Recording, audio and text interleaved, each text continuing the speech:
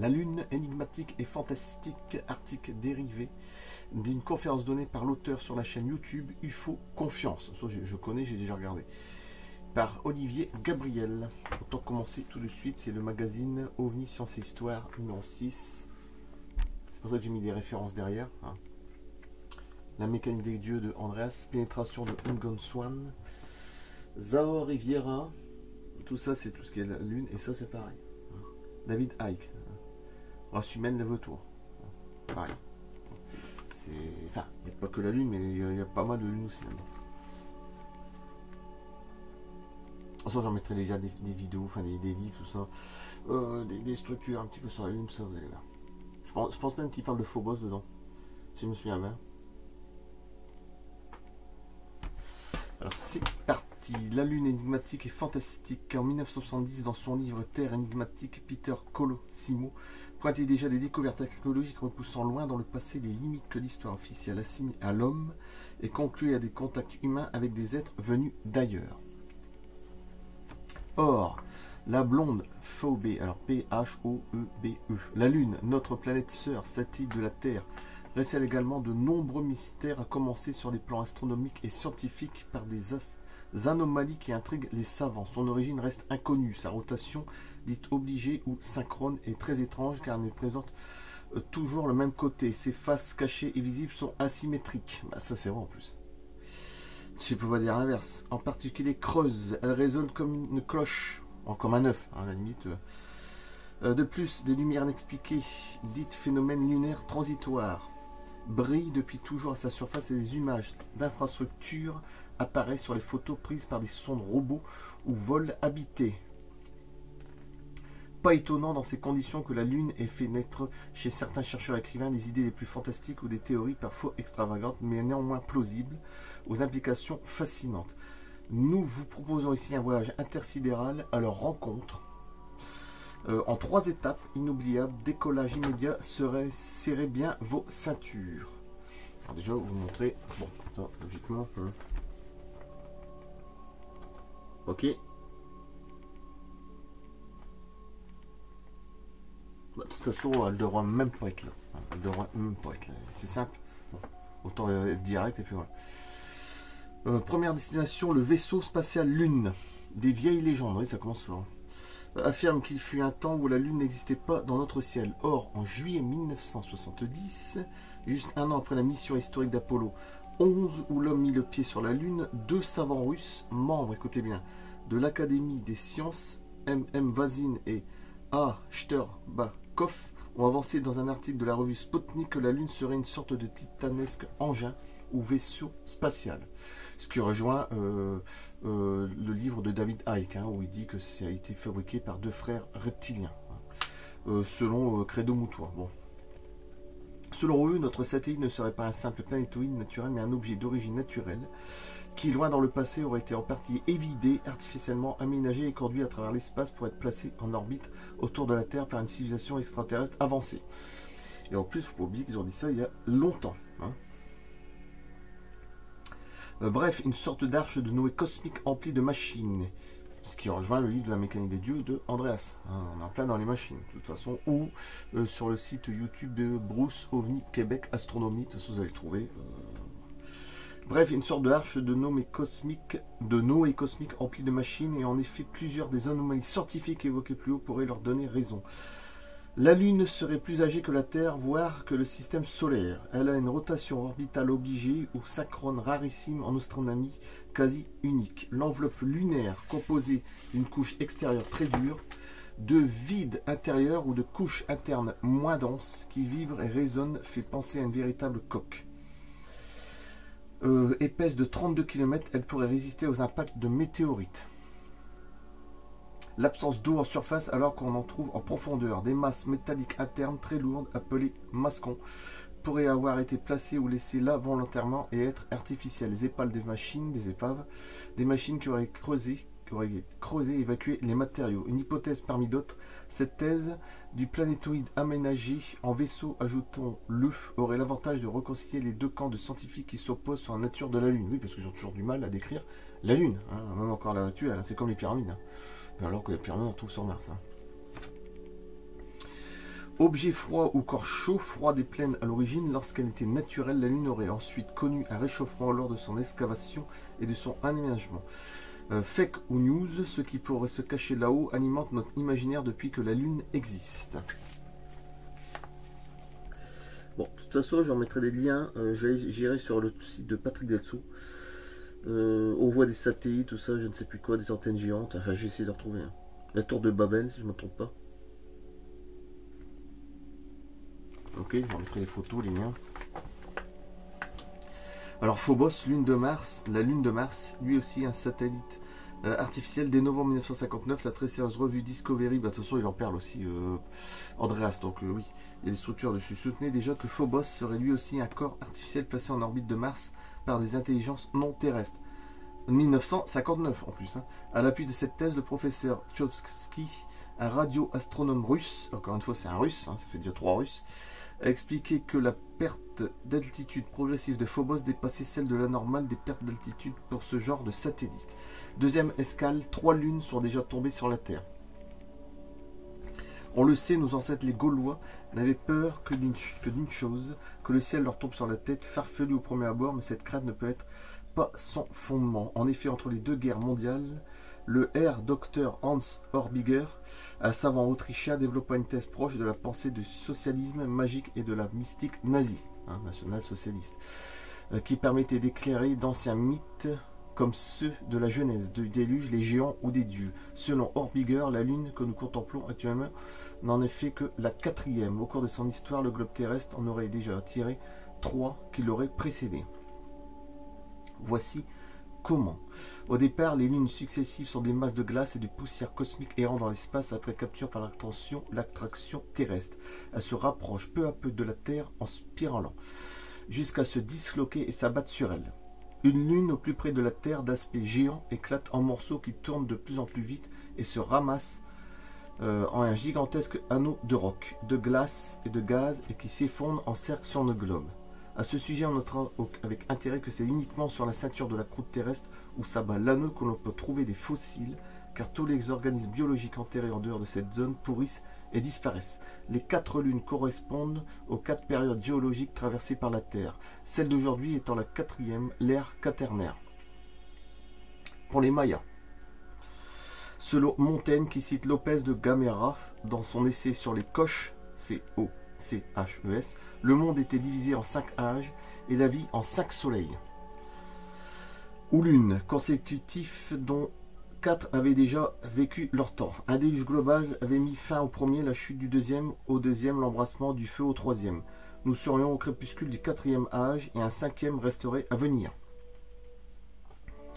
Le gigantisme est une conséquence directe des périodes où la Lune est la plus basse, la force d'attraction s'exerçant sur la faune et la flore terrestre étant à son maximum, d'où les immenses végétaux et insectes du primaire, les dinosaures du secondaire et au tertiaire, les hommes de Mathusalem de 800 ou 900 ans d'âge cités dans la Genèse.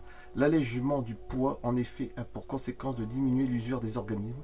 Précisons encore que pendant les millénaires sans lune, entre la disparition d'une ancienne et la réapparition d'une nouvelle, seules survivent sur la Terre des espèces humaines ou animales diminuées et peu évoluées, comme les nains, les reptiles, les serpents et autres créatures rampantes.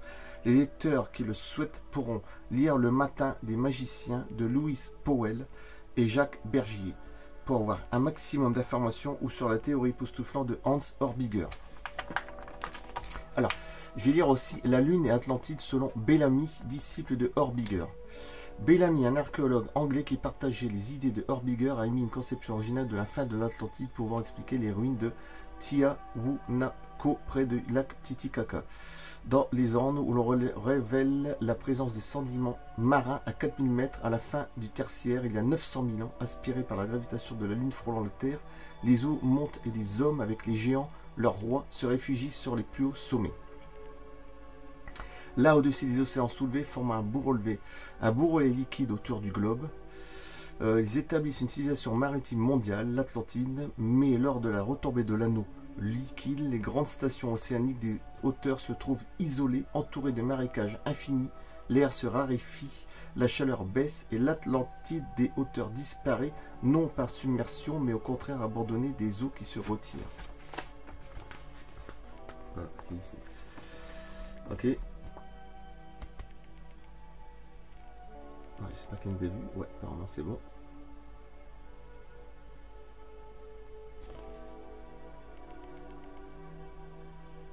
Voilà, de toute façon j'en ferai des photos.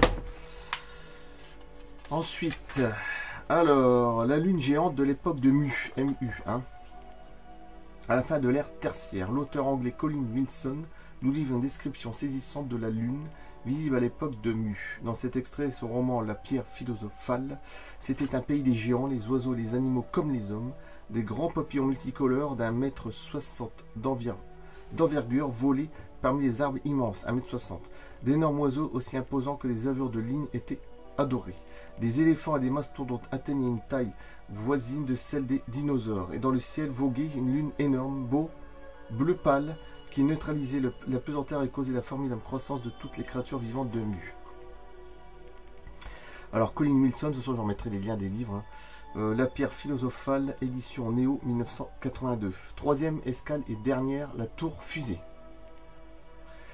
On doit cette étonnante hypothèse à Jean Sandy, un écrivain qui le développe dans un livre publié en 1968, un an avant la mission Apollo 11 et le premier pas de l'homme sur la Lune, intitulé La Lune clé de la Bible. Dans cet ouvrage, Sandy affirme notamment que dans un lointain passé d'au moins 12 000 ans, des êtres venus d'une autre partie de l'univers sont arrivés sur Terre où ils ont vécu un certain temps en cohabitant avec nos ancêtres, que nos ancêtres ont gardé la trace de cette venue dans certains livres au passage de la Bible, un des plus vieux livres de l'humanité, la Genèse notamment. Sandy émet dans l'hypothèse que avant de débarquer sur notre planète, ces visiteurs de l'espace avaient fait escale sur la Lune qui leur aurait servi en quelque sorte de station relais ou de base arrière. Au passage, c'est le cas de le dire, ils auraient bien su rééquiper et aménager notre satellite, ce qui peut expliquer plusieurs des anomalies déjà mentionnées. Sans compter les Allemands qui ont été dessus dans le programme spatiaux secret. Hein. Ben oui, hein, aussi. Hein, bon, ça... Après un certain temps, ces visiteurs seraient repartis, mais leurs souvenirs ainsi que celui de leurs machines et technologies extraordinaires, mais ça c'était bien après, hein, auraient perduré parmi les hommes. C'est ainsi qu'il en arrive au cœur de la démonstration que j'appelle ici la tour fusée. Elle est mentionnée en toutes lettres dans un épisode de la Bible que nous connaissons tous, la tour de Babel. D'ailleurs, je crois que j'avais une photo, un lien, je sais plus, j'essaie de retrouver la tour de Babel. Bon, on en parle dans ce livre-là. Je dois trouver le lien dessus. Bon, voilà. Pour Sandy, ce n'est pas à proprement parler que la tour des petits-enfants de Noé, nos lointains ayeux, avait entrepris de dresser vers le ciel, mais une machine qui n'est pas sans ressemblance, une fusée, un engin spatial comme celui avec lequel les visiteurs étrangers, les célestes, les dieux ailés, les Elohim sont arrivés, puis sont repartis. Et en fait, comme il est écrit au paragraphe 4 du chapitre 11 de la Genèse, le même chiffre qu'Apollo 11, ça c'est vrai. Attention, 11, ça peut être aussi 11 septembre, etc. Hein, je vais pas dire quoi, mais il y en a peut-être qui ont compris. Vaccin. Nos ancêtres bibliques, oui, avaient pour projet une tour. Bah ça c'est la numérologie, c'est ce qu'il m'avait dit Andreas, et souvent ça tombe le 11. Quand ils veulent faire un truc, je vais pas dire comment ça veut dire quoi, c'est souvent le 11. Hein, voilà. C'est des dates comme ça, le 11, et c'est comme ça, c'est une numérologie. Hein, bon. Nos ancêtres bibliques avaient pour projet une tour dans la tête, soit comme le 11 mars, Fukushima. Hein. Avait pour projet une tour dans la tête, soit dans les cieux, en vue de rejoindre ou atteindre le ciel, et sans doute plus précisément la Lune, cette étape intermédiaire. Et voilà, chers lecteurs voyageurs du temps et de ses mystères, notre vieille planète du 21e siècle se rapproche. Il est temps d'atterrir. Nous espérons que le programme de cette folle croisière vous a plu et vous souhaitons un bon retour à votre domicile. Et je coupe là. De toute façon, la Lune, c'est toujours fascinant. Voilà. Et puis en plus, les deux savants russes, là. Hein. Et ça date en plus, hein, de 1970. Oui, si je me trompe. Engin ou vaisseau spatial. Selon eux, c'est un satellite, ne serait pas une simple planétoïde naturelle, mais un objet d'origine naturelle qui, loin dans le passé, aurait été en partie évidé, artificiellement aménagé et conduit à travers l'espace pour être placé en orbite autour de la Terre par une civilisation extraterrestre avancée, c'est-à-dire comme un œuf. Hein. D'ailleurs, ils avaient balancé du TNT dessus, la NASA, et ça sonnait comme une cloche hein, pendant une demi-heure. Hein, donc c'est pas du tout normal. Et ça rejoint le livre La mécanique des dieux, ou Pénétration de Ingon Swan, ou Zahor et Vieira, que j'ai pas encore lu, parce que j'ai tellement encore de livres à lire. La race humaine, lève-toi, David Icke qui parle de la Lune aussi, c'est extraordinaire. Je vais vous montrer. Faut pas oublier que c'était le plus grand lanceur d'alerte au monde, David Icke. Voilà, c'est marqué derrière. Tout ça, j'en mettrai les liens. Voilà. Hein. La Lune, vous mettez les liens. Satellite naturel, point d'interrogation. Bon, un groupe d'extraterrestres manipulateurs, voilà.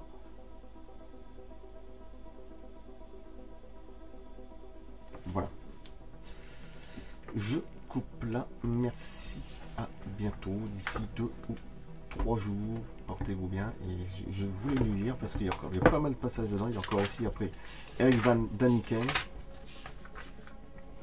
Après, il parle aussi de programmes spatiaux secrets, le livre. Ça tombe bien.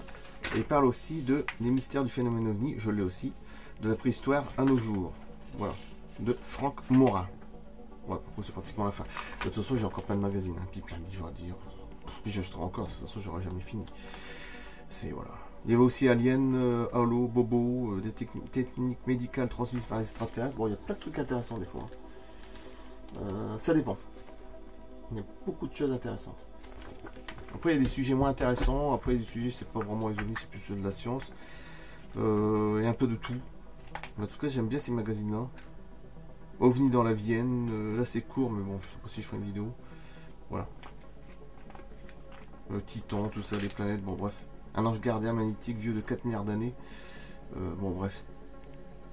Une étoile expulsée de la galaxie, il y a de tout. Mais en tout cas, moi c'est surtout sur l'ufologie. Et ça, c'est du très beau. Voilà. Petit magazine comme ça, c'est vraiment du très beau. Alors c'est quand même pas donné. 8 €. Alors après, avec les frais et tout, ça revient à 12-13 €. Et oui, quand même. Hein, ça dépend si tu veux sans signature ou avec signature. Bon, je fais 100 parce que pour gagner 2-3 €, mais bon, quand même, ça revient quand même. Hein, quand même, c'est un petit peu de cacahuètes quand même. Mais bon, il me dira un livre, c'est dans les 20 €, entre 15 et 20. Hein, donc là, tu apprends beaucoup de choses aussi. Hein. Et c'est même beaucoup plus intéressant que tout ce qui est sur Internet. Par moment, je vous le dis, hein, même les livres. Hein. Tu n'as pas tout sur Internet. Tu as des livres très intéressants. Tu as des très bons montages, ils font très bien des vidéos, tout ce que tu veux, mais bon, il n'y a pas vraiment tout, je trouve. Avec tous les livres que j'ai, tu as beaucoup plus d'informations, tu peux en être sûr et certain. Même avec les magazines, beaucoup plus. Et pourtant, il y a des blindes sur Internet, mais il n'y a pas tout, je trouve. C'est quand même, hein, comme quoi, il vaut mieux lire tout ça et puis après faire ses vidéos. C'est pour ça que j'ai toujours fait comme ça. Je coupe, merci. Et j'ai trouvé mon truc aussi, depuis belle lurette quand même. Merci, à bientôt, à plus. Bon, je suis pas le seul, il y a Elisabeth de Cagny aussi qui faisait, mais bon. Mais moi, c'est tous les 2-3 jours, donc c'est encore autre chose. Et puis, c'est pas encore dans le même. Mais ça se rejoint, c'est vrai. À plus, merci, à bientôt.